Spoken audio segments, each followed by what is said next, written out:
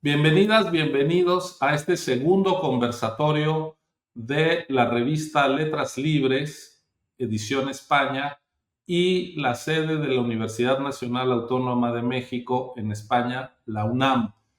Hoy vamos a conversar a medio siglo de la muerte del dictador Francisco Franco en España sobre el valor de las transiciones democráticas en ambas orillas, en nuestros dos países de referencia, en México y en España.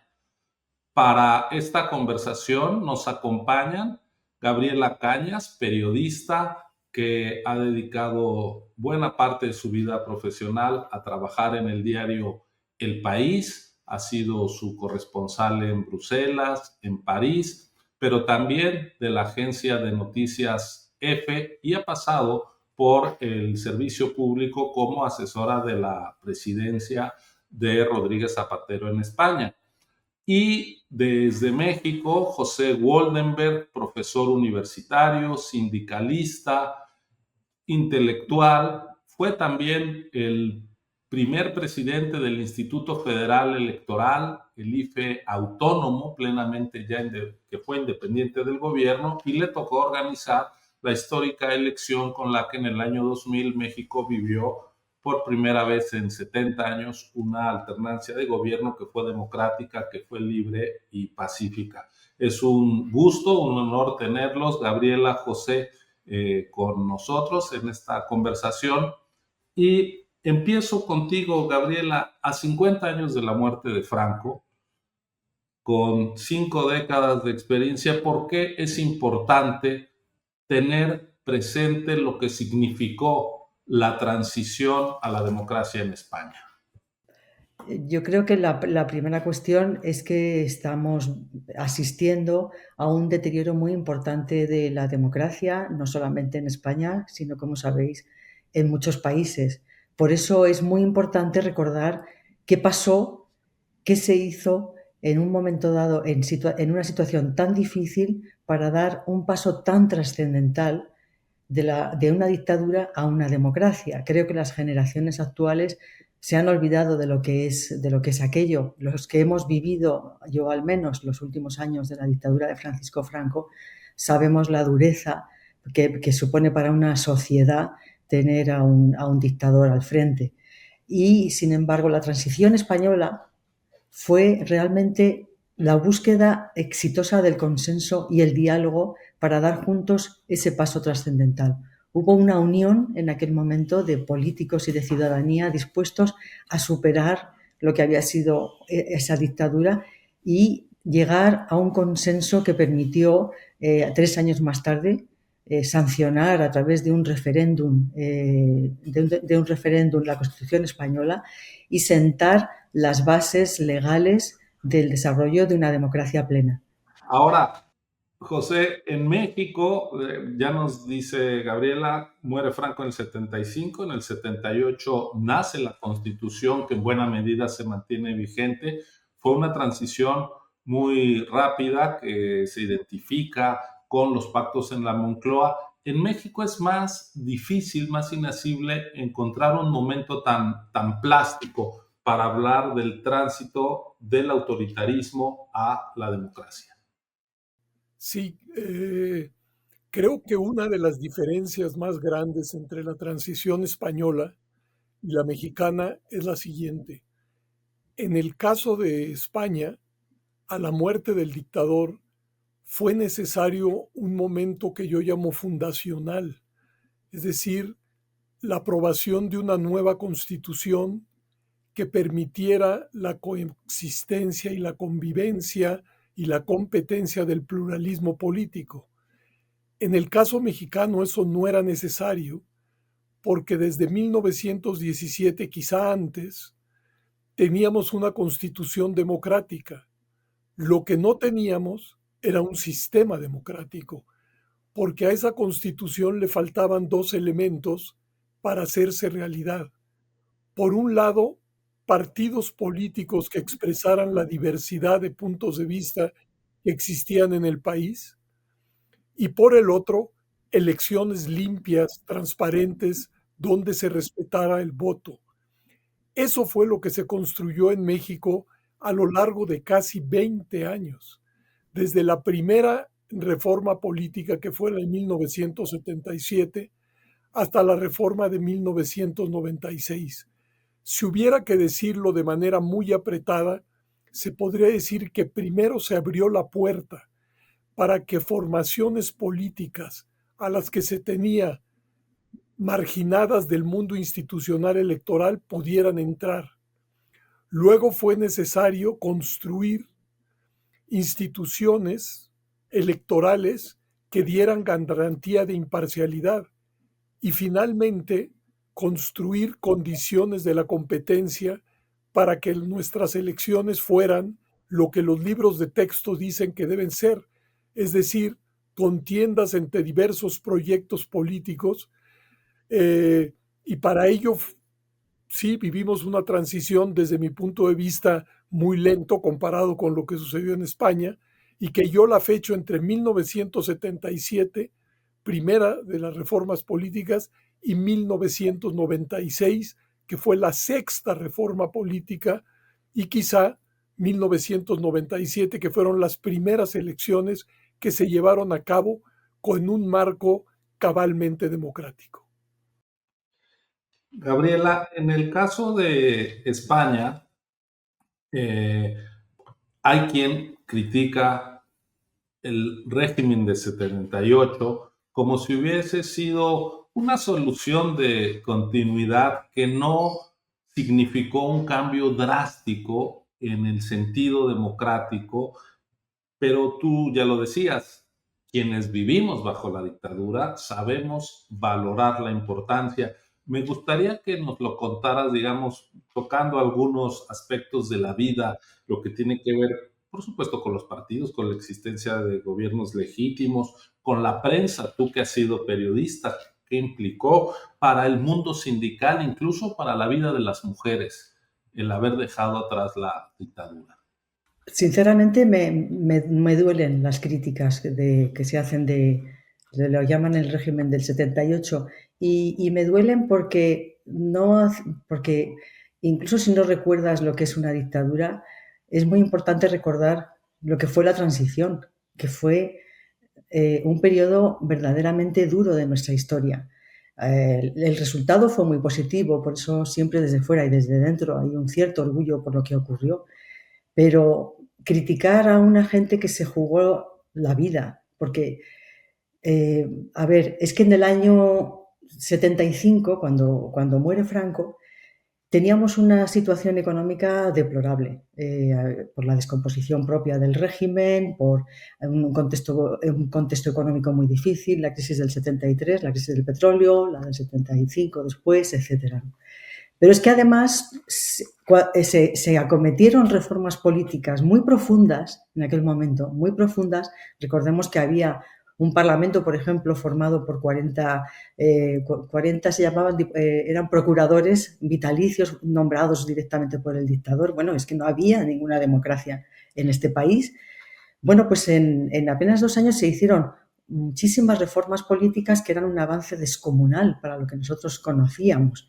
Un avance tan descomunal y tan desconocido, yo recuerdo en el año 77, en junio del 77, o sea, no hacía ni 2 años que había muerto el dictador, se celebraron en España las primeras elecciones democráticas y con la concurrencia del Partido Comunista, que había sido durante toda la época de Franco, bueno, el terror de los niños, ¿no?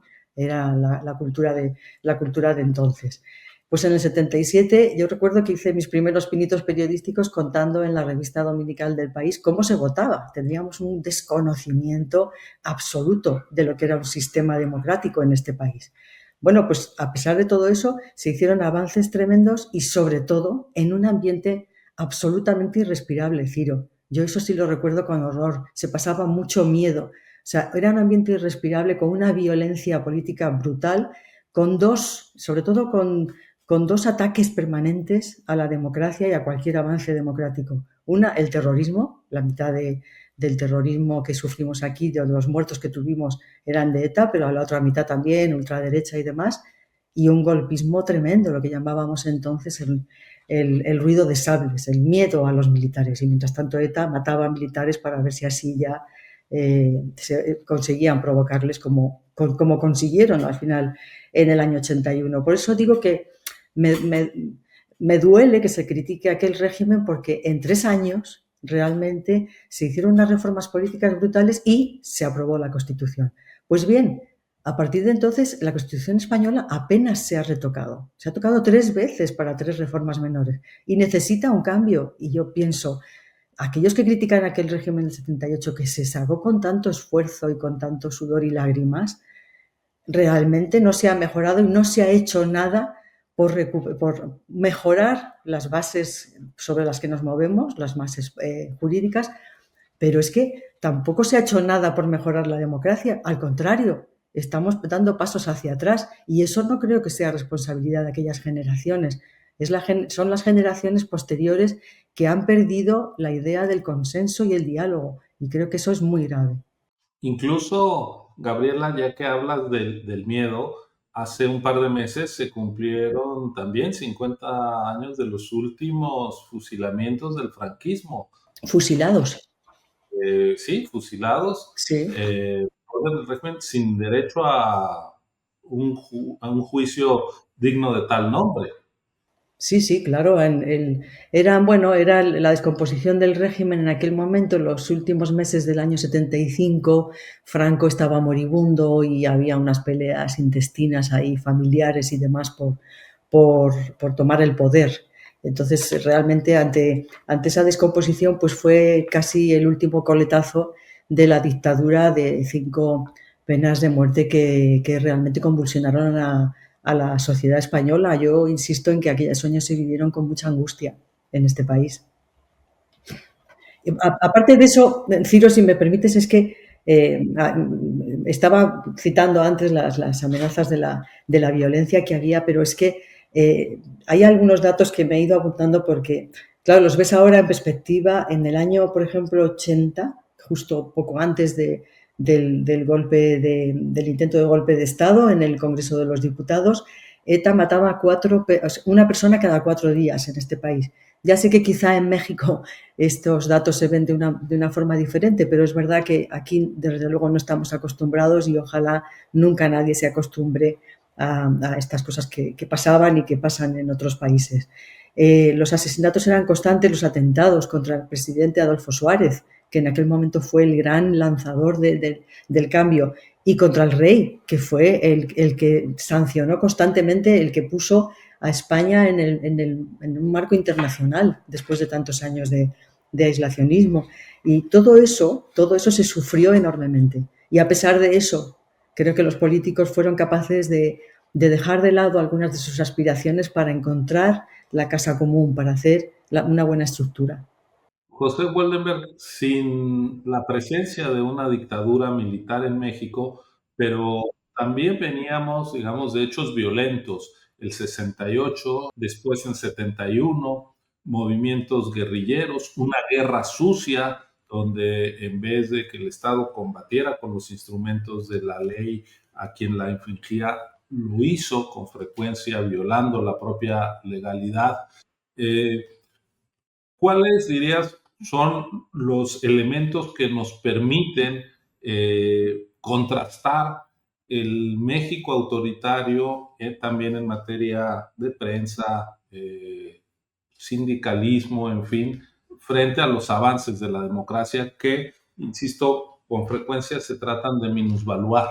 Sí, quizá haya que recordar primero cuál fue el acicate de la primera reforma política, la de 1976-77. México era un país totalmente conflictuado. Teníamos conflictos en las universidades, en el mundo laboral, en el mundo agrario. Habían surgido guerrillas urbanas, guerrillas rurales, y México fue a unas elecciones en 1976 con un solo candidato a la presidencia de la República, por supuesto postulado por el PRI.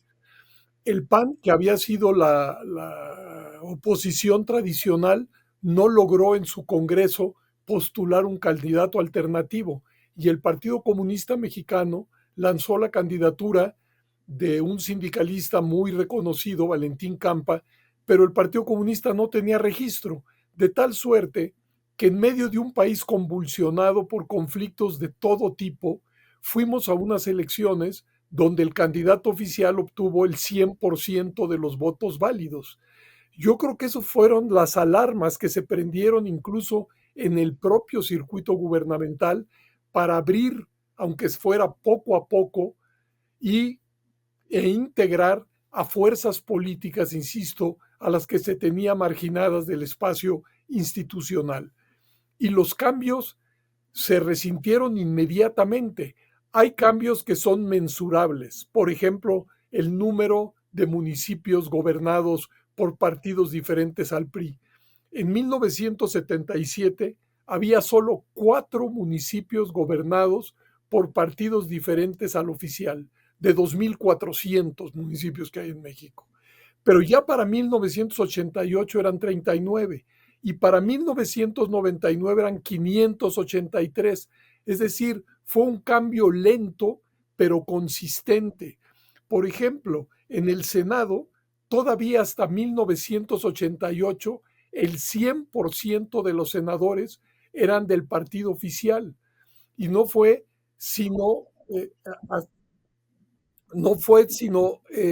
hasta 1994 en las elecciones, no, perdón, en 1988, cuando 4 senadores de oposición pudieron entrar a ese recinto. Pero más allá de estas cifras, que creo que son muy espectaculares y que hablan de un cambio en el terreno de la política, me gustaría sí decir algo sobre lo que tú preguntabas directamente, sobre el espacio público, sobre el ambiente que se vivía.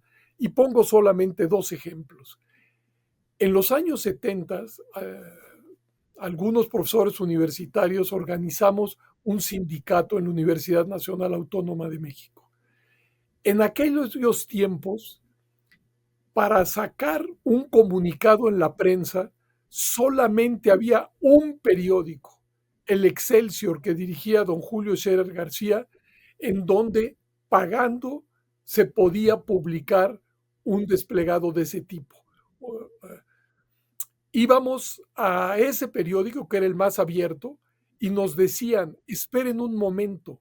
Y ellos mismos ejercían una cierta censura y nos decían, esto no lo podemos publicar, esto no se puede publicar, si no lo cambian, no lo podemos publicar, de tal suerte que por lo menos en 2 ocasiones recogimos nuestro manifiesto, nos llevamos nuestro dinero y no pudimos siquiera publicar en la prensa pagando lo que era un comunicado de una organización sindical. Pongo otro ejemplo.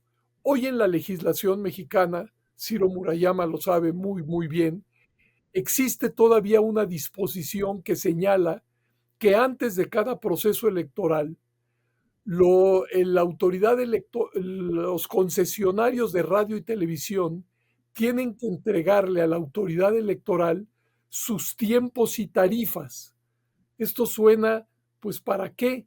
Bueno, esto viene de que las oposiciones en aquel entonces señalaban que ni pagando la radio y la televisión eran capaces de transmitir los mensajes que estos partidos políticos querían poner durante las campañas. De ahí venimos. Es decir, creo que valorar la transición democrática en México, su lenta transición, vale la pena, porque gracias a ella pasamos de un sistema de partido casi único a un sistema plural de partidos. Pasamos de elecciones sin competencia a elecciones altamente competitivas. Y pasamos de un mundo de la representación monocolor a un mundo plural de la representación política. Y todo ello modificó toda la mecánica del quehacer político mexicano.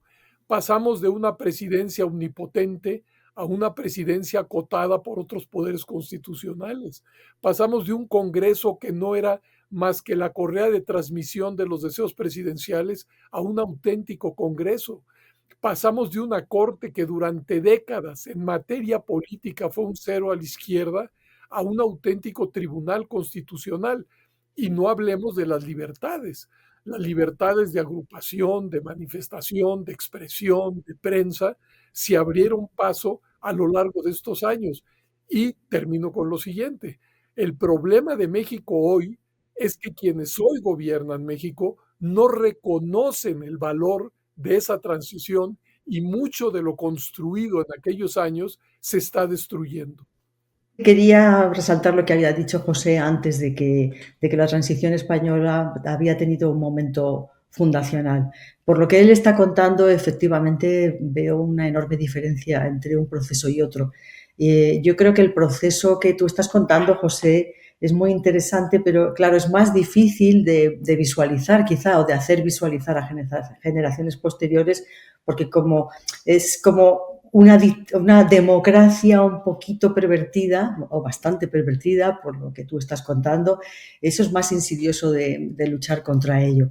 Y en cambio la transición española, con la muerte del dictador, con la situación, con el contexto internacional que teníamos alrededor, creo que efectivamente tuvo la suerte, por así decir, de tener ese momento fundacional. Yo recuerdo efectivamente la emoción del cambio por el que estaba en aquel momento la sociedad española.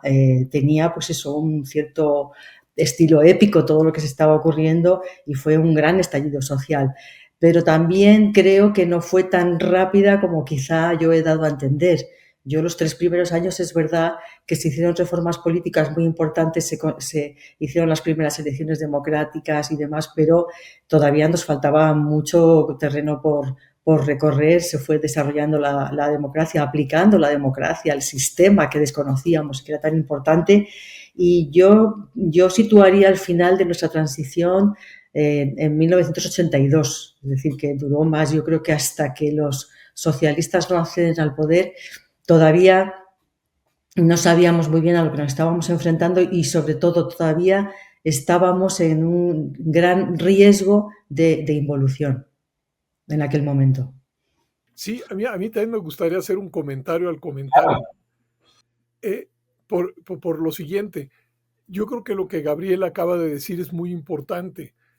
Eh, y creo que, por ejemplo, la comprensión de la transición en España y en México ha sido también muy diferente, no solamente porque los procesos son muy distintos, sino por lo que voy a tratar de ilustrar.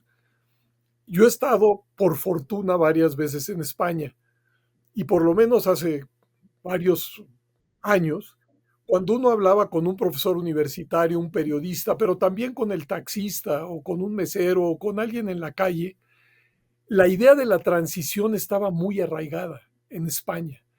Eh, por supuesto que las diferentes personas tenían una comprensión muy desigual de la misma, la profundidad de esa comprensión era distinta, pero todos hablaban, o casi todos hablaban, de un antes y un después. El antes era la dictadura, el después era la democracia. ¿Qué sucedió, sin embargo, en México? En México este largo recorrido creo que no estuvo acompañado de una reflexión intelectual suficiente que socializara entre la mayoría de la población la importancia de lo que estábamos viviendo. Y yo lo atribuyo a dos asuntos. Primero, desde el gobierno no se podía aceptar que era una transición porque según el PRI siempre habíamos vivido en democracia, una democracia que se perfeccionaba. Por supuesto que en cualquier manual de ciencia política ya el PRI para los años 60, 70 aparecía como un régimen autoritario, pero bueno, ellos decían que era un régimen democrático sui generis y por eso nunca socializaron entre sus bases que estábamos viviendo una auténtica transición democrática. Pero también desde cierta oposición jamás se reconocieron los avances que habían permitido 6 reformas político-electorales sucesivas, porque se decía que si se reconocían esos avances estaba legitimando al régimen. Total, que en México tuvimos un déficit de pedagogía en esta materia que creo que ahora estamos pagando, porque a mí me resulta muy agresivo todos aquellos discursos que niegan el avance en términos democráticos que se vivió en México en los últimos años del siglo XX. Y sobre todo que niegan que en las primeras décadas del siglo XXI, pues México vivió en una germinal democracia. A mí me parecen discursos muy agresivos. Pero esos discursos han servido para legitimar en buena medida el retroceso que hoy estamos viviendo, porque muchas de las instituciones que se crearon en aquellos años no fueron suficientemente valoradas. Y eso creo yo que es parte del drama que hoy se vive en nuestro país.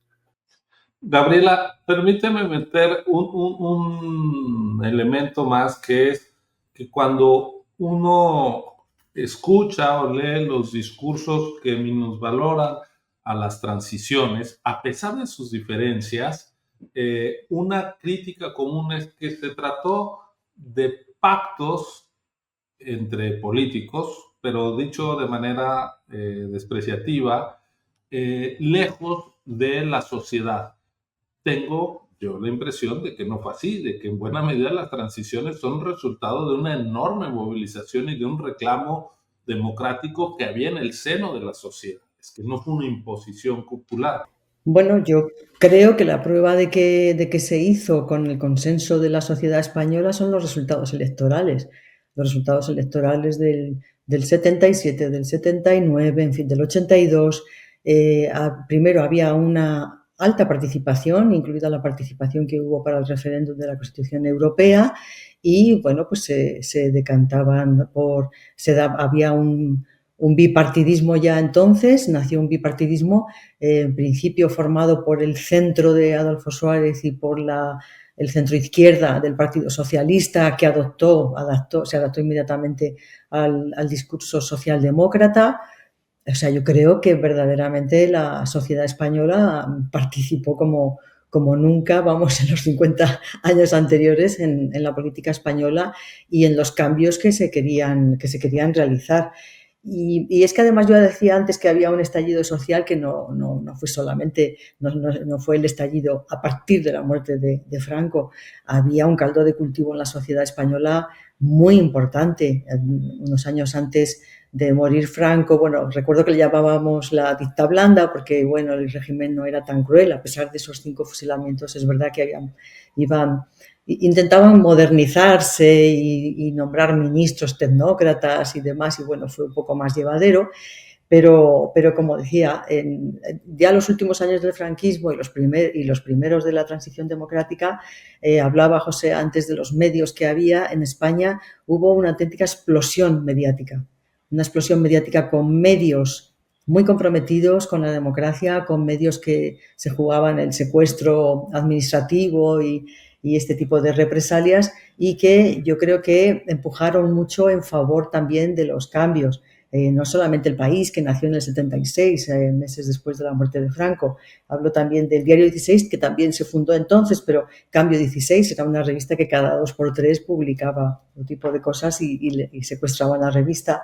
Revistas como El Doblón, Tiempo, revistas satíricas que realmente se mofaban ya mucho del régimen franquista y que estaba claro que estaban a favor de los cambios. Yo creo que la sociedad estaba en aquel entonces muy fuerte porque estaba por los cambios. Realmente no se puede decir que era una cuestión solamente de los políticos, y una cuestión que yo creo que nos separa mucho de las generaciones actuales es que sí que teníamos bastante claro, los que entonces éramos jóvenes y no tan jóvenes, que nos aguardaba la prosperidad. Nos aguardaba la prosperidad y esa prosperidad se llamaba Unión Europea. Realmente la prosperidad económica en España llegó con el bloque europeo, que, como decía antes, ha sido siempre las ansias de España, y fue esa suerte también, ha sido esa suerte, porque el desarrollo español hubiera sido muy distinto si no hubiera sido por la Unión Europea. José, tú ya mencionabas el México convulso de los años 70, que después fue, digamos, encontrando estos cauces para la participación institucional, pero tu reacción o tu comentario a estas críticas de que se trató de pactos cupulares. Hay quien ha dicho es parte del arreglo neoliberal esas reformas. ¿Y cuál es tu visión acerca del nutriente popular y de las movilizaciones que estuvieron presentes esas décadas que precipitaron el fin del partido hegemónico y la construcción de un sistema plural de partidos? Sí, yo creo que en el fondo de ambas transformaciones, tanto en España como en México, en un sentido democrático, están procesos modernizadores, si se quiere, modernizadores desiguales o combinados, como decía el clásico, pero modernizadores al fin, que hacían que la sociedad ya no, ya no, ya no cabía en el molde político anterior. En el caso mexicano, eso era clarísimo. Vuelvo a insistir en lo que dije al inicio. México vivía conflictos en todas las áreas de la vida política y social. En las universidades había movilizaciones en los sindicatos, había tomas de tierra, insisto, surgieron grupos armados. Eh, Ese era el México que no cabía ni quería hacerlo bajo el manto de una sola ideología y de un solo partido político. Y eso fue lo que motivó las diferentes reformas. Por supuesto que las reformas al final, pues las hacen los representantes en el Congreso, pero visto así, toda reforma siempre es cupular. Pero el acicate de esas reformas, sin duda alguna, fueron las movilizaciones sociales que sacudieron y mucho el esclerotizado sistema político mexicano. Ahora bien, otra diferencia entre el cambio democratizador en España y en México fue lo que sucedió en materia económica. Como bien nos decía Gabriela, la entrada de España a la Unión Europea fue una inyección de prosperidad. Y eso creo yo que sobre todo en los primeros años fue una especie de aceite que lubricó el ánimo democratizador. En el caso mexicano fue exactamente lo contrario, fíjense ustedes. Bajo el régimen autoritario, la economía mexicana entre 1932 y 1982 creció a tasas muy importantes. Digamos que los réditos de ese crecimiento económico nunca fueron distribuidos de manera equitativa, eso es cierto, pero lo que sí logró aquel autoritarismo fue que las sucesivas generaciones vivieran mejor que sus padres. Yo creo que ese fue uno de los lubricantes de, si se quiere, el consenso pasivo que durante muchos años hubo en México. Y por desgracia, la transición democrática en nuestro país coincidió con un estancamiento económico brutal, del cual además, pues muchas personas sacaron la conclusión, la triste conclusión que además se cumplía, de que ahora los hijos iban a vivir peor que los padres. Y eso fue sin duda alguna erosionador de la confianza en las instituciones democráticas. Resultó una auténtica paradoja, resultó algo muy triste, que en el momento en que en México estaba transitando hacia la democracia, al mismo tiempo su economía no crecía como lo demandaba, una población además juvenil que crecía y que no encontraba en el mundo del trabajo un asidero cierto. De hecho, creo yo que el pasado gobierno y el actual, de alguna manera, explotaron esas dos realidades. Por un lado, el malestar que se generó por la falta de un crecimiento y mejora económica entre la población, una mejora económica significativa, eso fue lo que explotaron, pero por otro lado también explotaron lo que se había construido en términos democráticos para ganar por la vía electoral, pues su presencia en el gobierno. El problema es que desde el discurso y desde los actos de los últimos gobiernos, desde que empezó en 2018, no se valora lo construido en términos democráticos. Y ya desde aquel entonces muchos dijimos, ojalá no se vaya a tirar el niño junto con el agua sucia. El agua sucia rodeaba la vida política mexicana, pero si había un niño que salvar, eso era precisamente lo que se había construido en términos democráticos. José, me hace gracia porque justo cuando estabas hablando estaba yo tomando nota de lo que quería decir a continuación, lo que me suscitaba todo este diálogo tan interesante contigo, y me estaba apuntando lo de, es que nosotros, esas generaciones de los años 70, 80, estábamos seguros de que íbamos a vivir mejor que nuestros padres, efectivamente, ¿no? Y aquí pues quisiera también hablar de las nuevas generaciones, porque claro, parece que con esta exaltación de aquellos momentos históricos que se vivieron allí, parece que al mismo tiempo estás menospreciando lo que se está haciendo aquí, o a lo que se está haciendo aquí y ahora, la situación que estamos viviendo y padeciendo, y es un poco injusto, porque justamente una de las cosas que nos pasan ahora es que las nuevas generaciones es probable que no vayan a vivir mejor que nosotros. Y eso lo tenemos en nuestro debe. No sabemos muy bien cómo resolver ese asunto, que yo creo que es medular, porque es que es una aspiración básica del género humano. Y nosotros ahora estamos efectivamente en una prosperidad macroeconómica, pero sin embargo estamos avanzando hacia una sociedad mucho más desigual, hacia un capitalismo salvaje que no teníamos hace 20 o 30 años, y todo ello está llevando a un deterioro de la democracia, que es la que está impidiendo justamente ese consenso que tanto necesitamos ahora. O sea, esa situación que tú cuentas en la transición mexicana, yo creo que nos está pasando aquí ahora a nosotros, al menos esa es la sensación que tengo. Gabriela, de hecho, las críticas que hemos traído a la conversación, a la transición española, aparecieron después de la crisis de 2008 y su larga secuela de desempleo juvenil, crecimiento de las desigualdades.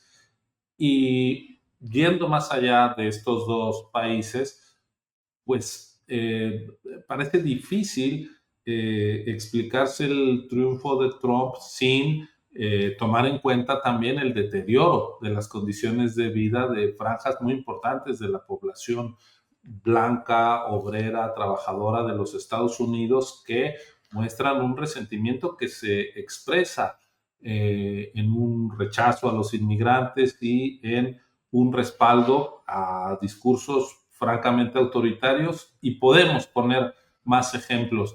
El componente de la desigualdad y la precariedad, José Woldenberg, como un nutriente de los nuevos autoritarismos. Pues sí, tanto como lo decía Gabriela, como lo dices tú, Ciro, lograr el aprecio por un régimen, cualquiera que éste sea, en este caso democrático, creo que se requiere pues que las personas sientan que sus condiciones materiales de vida van a ser mejores. Y cuando esto no sucede, pues es, digamos, natural, con o sin comillas, que empiece un malestar con los políticos, con los partidos, con los parlamentos, con la vida política en general. Y ese malestar es precisamente el que explotan líderes autoritarios que acaban por suprimir pues muchas de las construcciones que en esa materia se hicieron a lo largo de los años. Por ejemplo, yo estoy convencido que en los últimos años, hasta antes del 2018, en México las libertades se habían ampliado, que empezábamos a construir un sistema con división de poderes, que en el Congreso coagulaba la diversidad política que existía en nuestro país, y que dado que ningún partido político tenía la mayoría absoluta, nos empezamos a acostumbrar al diálogo, a la negociación, a los acuerdos. No hay duda que durante esos años la libertad de prensa se expandió en serio. Bastaría con revisar los periódicos de los años 70 y lo de los años 2000, por ejemplo, o la televisión o la radio para constatar todo eso. ¿Qué se ha hecho ahora? Se ha dicho que la división de poderes, el apego a la ley por parte de las autoridades, la concentración de facultades en la presidencia de la República, que todo ello, que todo ello tiene sentido porque, como tú bien decías, todo lo además, todo lo anterior no fue más que una especie de construcción neoliberal para que solamente vio por los más privilegiados en nuestro país. Por eso vuelvo a repetir, una de las tristezas que vive la vida social y política mexicana es precisamente esa, no haber podido valorar lo que en términos democráticos se construyó, aunque ciertamente esa transición democrática le dio la espalda a la cuestión social. Y en un país tan desigual, tan marcadamente desigual como lo es México, eso, pues por supuesto que debilitó el aprecio con la germinal democracia. Gabriela, para irnos acercando al cierre de nuestra conversación, yo quiero conocer tu diagnóstico de la situación política y de la salud o enfermedad de la democracia en España. ¿Cuáles son las alertas que tú ves?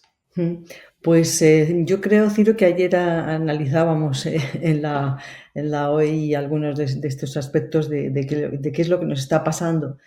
Y bueno, José hablaba ahora del malestar, pero claro, es un malestar social real, porque es verdad que la gente ya no cree que sus hijos vayan a vivir mejor que ellos, pero sí que es un resentimiento muy provocado por el populismo y por un sistema populista de la política. Yo creo que el populismo está colonizando toda nuestra política entera con la inestimable ayuda de las grandes plataformas digitales y de los oligarcas digitales para controlar qué es exactamente lo que sabemos, lo que no sabemos y volvernos locos con tanta información y tantas mentiras, de manera que lo único que valga sea el hiperliderazgo, el ganador, ya sea Trump, ya sea Bolsonaro, en fin. Creo que en este momento estamos en un momento muy peligroso. Yo soy bastante pesimista porque a mí, hablábamos antes de lo que ha pasado en Estados Unidos, por qué se vota a Trump y sinceramente es algo que me sorprende cómo al final el sistema de Trump está teniendo tantos adeptos en el resto del mundo. Lo estamos viendo además como todos los líderes políticos siguen sus pasos. Y creo que estamos metidos en un sistema muy difícil de cambiar porque hay una oligarquía política, económica y digital sobre todo, que es la que nos está cambiando los puntos de vista, ¿no? Y nos está anulando el espíritu crítico. De manera que tenemos muchísimo trabajo por delante para darle la vuelta a la situación. Es muchísimo trabajo porque yo creo que nos enfrentamos a generaciones que no saben lo que es el autoritarismo, lo que no saben lo que es luchar contra ello y cómo jugársela y lo terrible que es para cualquier sociedad, como decía antes. Y por cierto, y lo que es terrible es especialmente para las mujeres, que es un tema que Ciro tocó antes un poco y que quería destacar aquí. Nosotros necesitamos, por ejemplo, constituciones y leyes con perspectiva de género, porque venimos de una sociedad muy desigual en este terreno y creo que las sociedades o son igualitarias o no son democráticas. José, el espíritu, digamos, de las dos transiciones implicó el acuerdo, el diálogo, y lo que uno encuentra apenas abre las redes sociales, enciende los medios tradicionales, es una enorme polarización y confrontación muy alejada, digamos, de la comprensión de la política como un espacio de la política democrática, como un espacio para la coexistencia del pluralismo. Sí, si uno se asoma a las redes o a los medios o al propio Parlamento, uno ve una polarización muy estridente, performática y a veces sin demasiado sentido. Se descalifica de principio al adversario y no se le escucha. Y yo creo que esto está creando un espacio público no solamente polarizado, no solamente tensionado, sino que somos incapaces de entender la lógica de muchas de nuestras discusiones, que son más emocionales que racionales. Yo creo que una de las cosas que, por desgracia, hemos perdido en el caso mexicano en los últimos años, incitado desde el gobierno, ha sido la disminución de las organizaciones de la sociedad civil. Si algo sucedió entre fines de los 70 y los primeros años del siglo XXI, fue la emergencia de una gran cantidad de organizaciones civiles. En el caso mexicano, no podríamos entender la despenalización del aborto en muchos estados de la República si no fuera por las agrupaciones feministas que pusieron en el centro de la agenda ese tema. En México no habría acceso a la información pública si no fue porque un grupo de académicos y de periodistas se reunieron y acuñaron una frase que fue novedosa, parece de sentido común, pero que no la era, y era que la información pública debería ser pública. Y a partir de ahí, pues hubo acceso a esa información gracias a esa agrupación civil.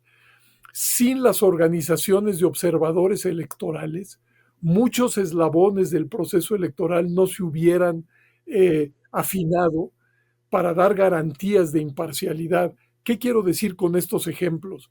Que en esos años en México aparecieron una gran cantidad de agrupaciones en defensa de los derechos humanos, de los recursos naturales, feministas, gays, etcétera, etcétera. Era una especie de archipiélago a través del cual se expresaban las múltiples voces que coexisten en México. Bueno, una de las primeras medidas que tomó el gobierno del expresidente López Obrador fue acabar con el financiamiento a todas esas organizaciones, de un tajo. Y hoy tenemos que, pues como buenos populistas, no les gustan las mediaciones. No les gustan las mediaciones, no les gustan los otros partidos, no les gustan las organizaciones civiles, no les gusta la pluralidad en el Congreso, no les gusta la pluralidad en los medios, etcétera, etcétera. Y de manera sistemática se ha venido atacando todos esos flancos. Y yo veo hoy digamos, una relación entre el Ejecutivo y la sociedad mexicana marcada por mucho menos mediaciones de las que existieran hace 15 o 20 años. Y esa es una pérdida neta para el país, porque pues, los nuestros son países diversos, a querer o no, en los que palpitan diferentes diagnósticos, diferentes propuestas, diferentes necesidades. Y un Estado democrático debería ver como algo bueno, como parte de la riqueza del país, la existencia de esa gran cantidad de agrupaciones, pero no, se les desprecia, se les descalifica, y creo que ese es otro de los rasgos del populismo que estamos viviendo en los últimos años, pero no me extiendo más. No, yo, si me permitís, nada, un apunte final. Es que algo hemos hecho mal, José, y algo estamos haciendo mal.